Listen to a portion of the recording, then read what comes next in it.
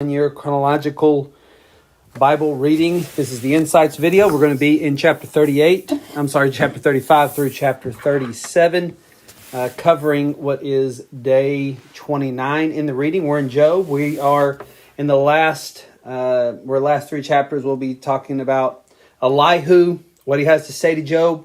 Elihu, once again, he's like an Old Testament prophet. Or he's like a John the Baptist or Elijah. He comes in, he prepares the way for God to deliver his final messages to Job. He is rebuking Job, but he's different from Job's friends. Job's friends bring inaccurate accusations against Job. Elihu is not really interested in what Job has done. What he's really interested is what Job has done before all the calamity happened on his life. Elihu is interested in what he has heard as Job has lamented.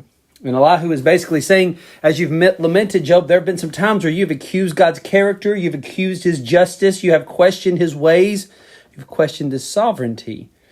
And Elihu has words to continue to say to Job. In chapter 35, Elihu continues on. Let's look at what he has to say. And Elihu answered and said, "Do you think this to be just? Do you say it is my right before God that you ask what advantage have I? How am I better off if I had sinned?" So basically Elihu is saying, Job, you've been in your lamenting saying, why even be righteous? If this is what happens, why even be righteous? So he's using Job's own words, whereas in Job's friends were never using Job's words. They were using their hypothesis of why they think everything had happened to Job. So now Elihu basically lets him know that like Job, you've been claiming like why even live righteous if this is what happens. Then Elihu starts to set him straight. Look at the heavens and see, and behold the clouds which are higher than you. If you have sinned, what do you accomplish against him? And if your transgressions are multiplied, what do you do to him? He's basically saying, even if you suffered unrighteously, how does that change God? Who are you, Job, to question?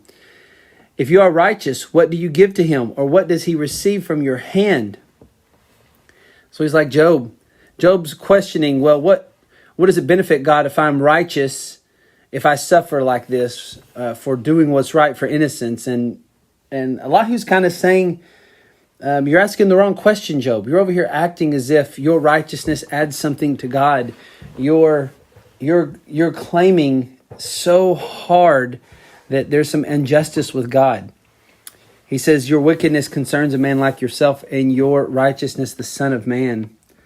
Because of the multitude of oppressions, people cry out. They call for help because of the arm of the Almighty. So Elihu makes a point that people cry to God when they're in pain, when they're hurting, just like you, Job.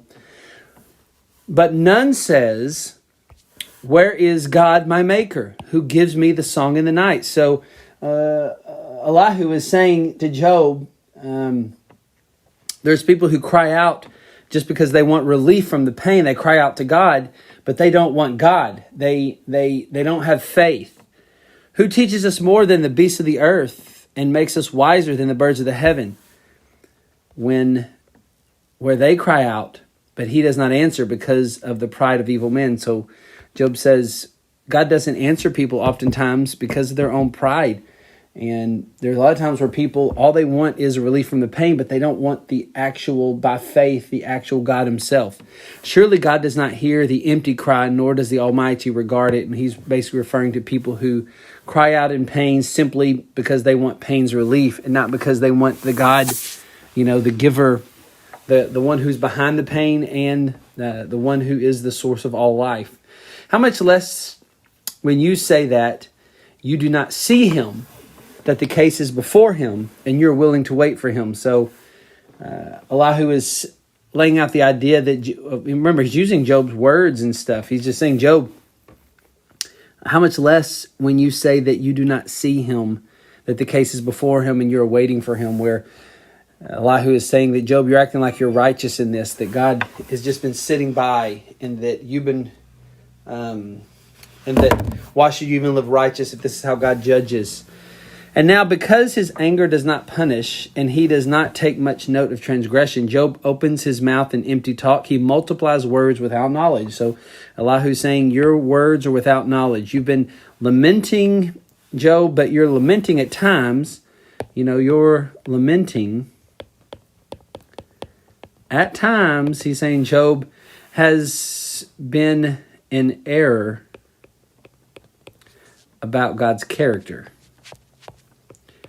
And I think as we look over all these chapters of Job's laments, he's answering back to his friends sometimes, and sometimes he's lamenting about what's happened. There are times when he's always innocent from what the calamity that happened in his life, but he wasn't innocent in that times it's almost like he believes he's more righteous than God, or he believes he is more just than God, that his ways, that God should just kind of consult Job in the way God's going to work out his sovereign plans and purposes. Which leads us into chapter 36 of what Elihu has to say to Job. Chapter 36, Elihu focuses in on the power of God, and the simple fact that God is all-powerful means that God's ways are bigger than Job's ways, are more well-known than Job's ways. So let's take a look at it. Then Elihu continued and said, bear with me a little. I wish to show you, for I have yet something to say on God's behalf. So like a prophet, he's speaking on God's behalf. I will get my knowledge from afar, which he's a knowledge from afar. He's saying like, I'm getting this from the Lord. Ascribe righteousness to my maker. So he's claiming to be speaking God's word to Job. For truly my words are not false. One who is perfect in knowledge is with you. So he's saying like the Lord who is all powerful has perfect knowledge is with you. And some of what you're thinking about him is not right. Behold, God is mighty and does not despise any. He is mighty in strength of understanding. He does not keep the wicked alive, but gives the afflicted their right. He does not withdraw his eyes from the righteous. So he's accurately describing God. By the way, he says God is mighty. So behold, God is mighty. So he's saying he's powerful. And because he's all powerful, all the ways that he chooses are right. Not unlike you, Job. You are not all powerful. Therefore, you can't deduct that all your reasoning about what justice would look like is right. He says in verse 7, he does not withdraw his eyes from the righteous, but with the kings on the throne, he sets them forever, and they are exalted. All kings are underneath God's power and authority. Job, what God does is right. You have to admit his power is superior to yours. Therefore, his ways are right. Yours, the way you think he should work, isn't always. And if they are bound in chains and caught in the cords of affliction, then he declares to them their work and their transgression, that they are behaving arrogantly. So he lets his power is such that if people get out of line, he lets them know. He opens the ears to instruction and commands that they return from iniquity. If they listen and serve him, they complete their days in prosperity and their years in pleasantness. But if they do not listen, they perish by the sword and they die without knowledge. So basically he's saying if in verses 11 and 12, if people will trust in God's power, and that because of God's power, he knows the right way and the best way, this will lead to their growing in godliness.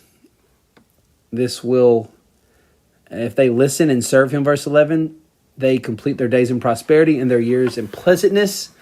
So those who do suffer, like Job, like you, if you can submit yourself, that God is all powerful, and that in all of his power, that his ways are the right ways, or the perfect ways, you submit yourself to that, Job, there'll be pleasantness. But if you kick against it, but if they do not listen, they perish by the sword and die without knowledge. Those who are suffering, even innocently suffering, but cannot trust themselves to the sovereign hand of God and his wisdom.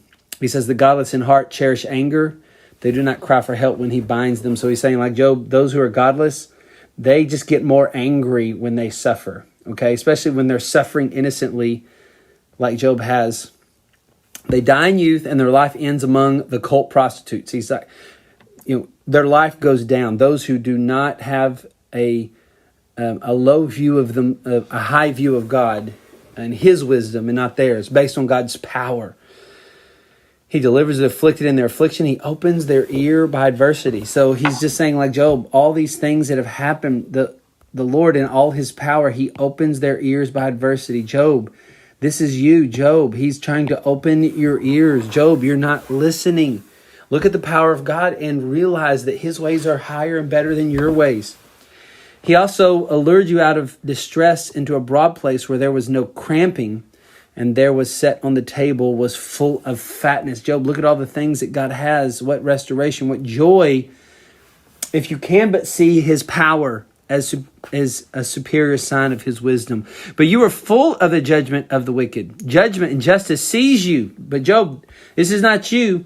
You are full of judgment of the wicked. You think you know better than God.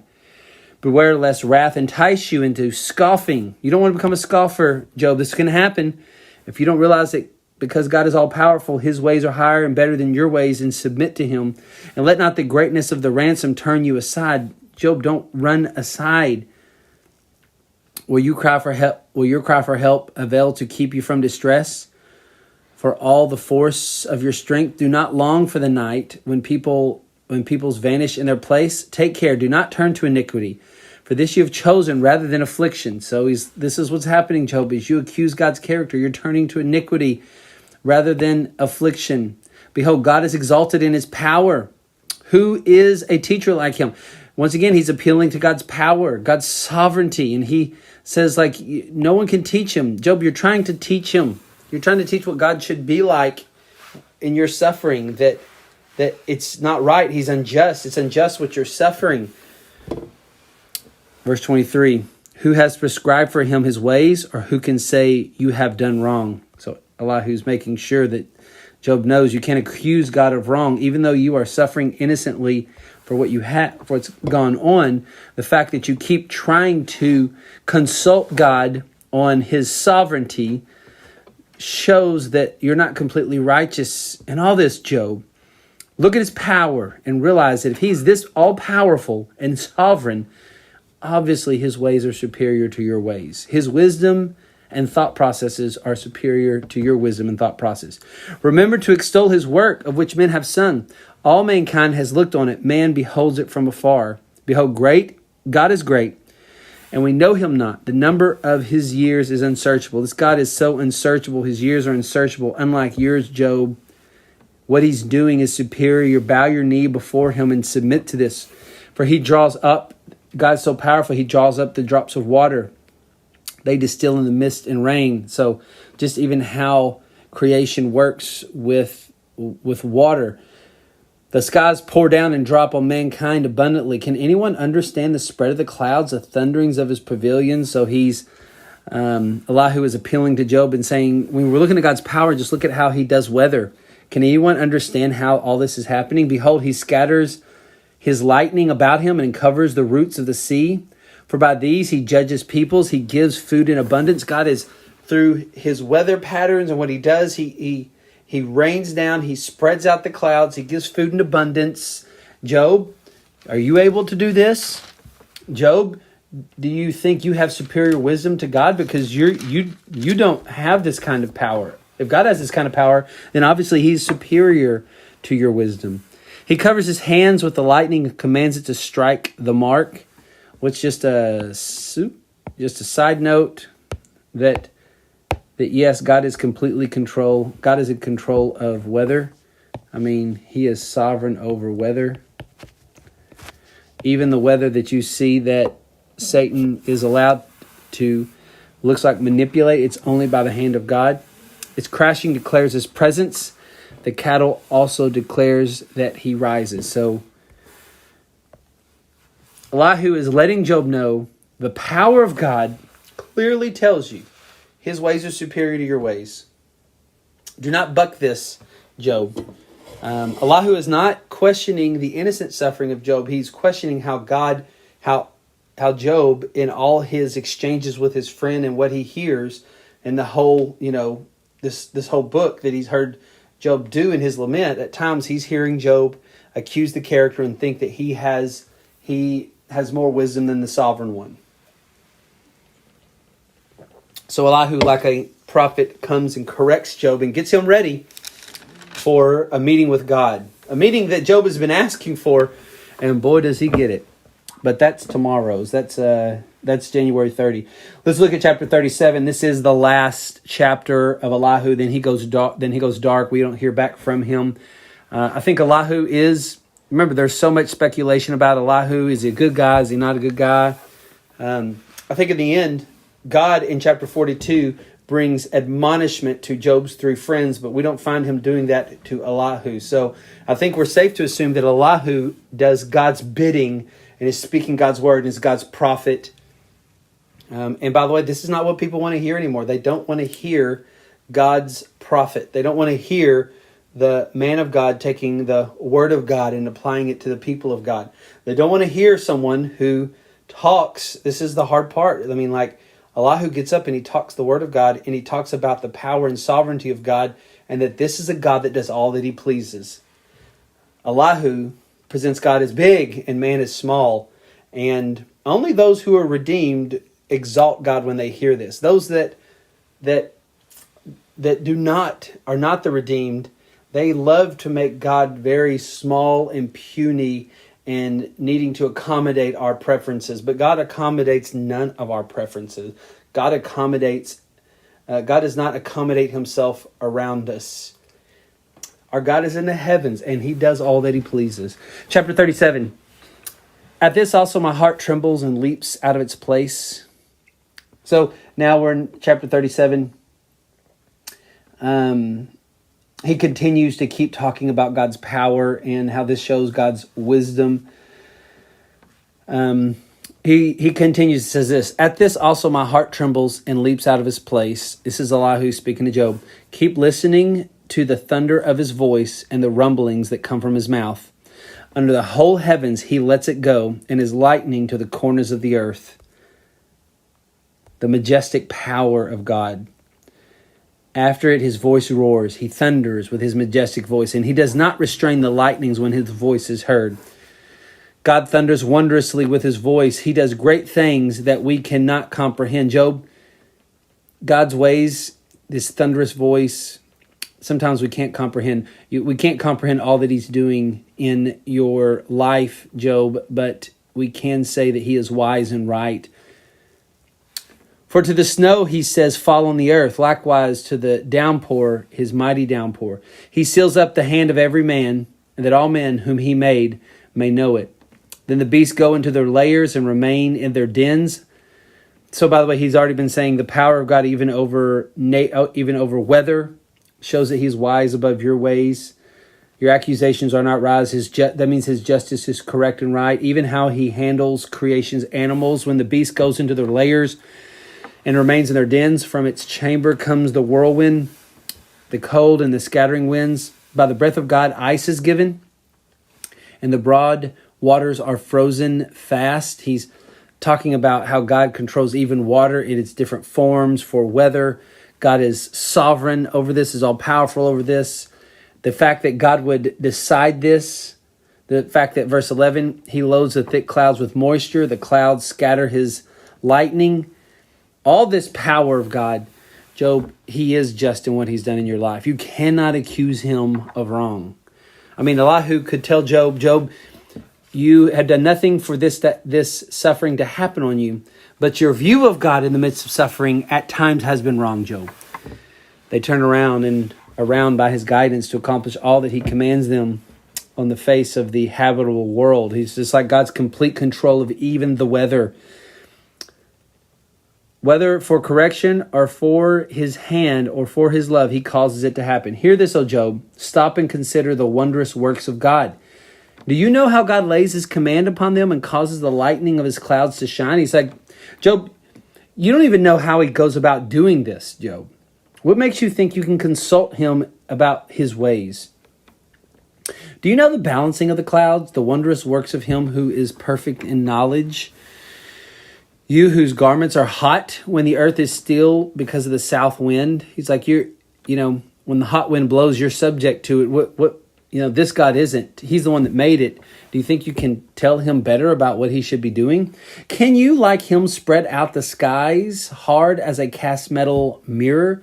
Have you spread out the expanse of the heavens? Teach us what we shall say to him, Job. We cannot draw up our case because of darkness. He's saying, Job, we are in darkness. We don't know all that God's doing. He's the one stretching out. But Job, you want to teach us, though. I mean, you want to teach God, but you don't even know. I mean, God is far above in all his sovereign power. You can't consult him. Shall it be told him that I would speak? Did a man ever wish that he would be swallowed up? And now no one looks on the light when it is bright in the skies, when the wind has passed and cleared them. Out of the north comes golden splendor. God is clothed with awesome majesty. The mighty, the Almighty, we cannot find him. He is great in power. Justice and abundant righteousness he will not violate. So Elihu says, he is almighty, and we can't find it. We can't know all the ways of what he's doing. His power, his justice, his abundant right. He'll not violate those things. His character is perfect. So he's saying that God's character is perfect in all his attributes.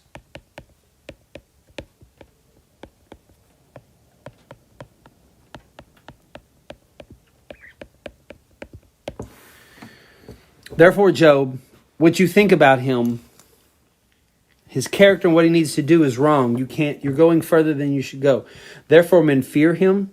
He does not regard any who are wise in their own conceit. Job, you are dangerously close to this right here, conceited, that you think you know how the Holy One should work. So we now end off. This is the end of Elihu. He now exits stage right. He fulfills the ministry of what God has for him in Job's life. And now, tomorrow we'll start with what the Lord has to say to Job. This has been day 29 of the 1 Year Chronology Reading Insight.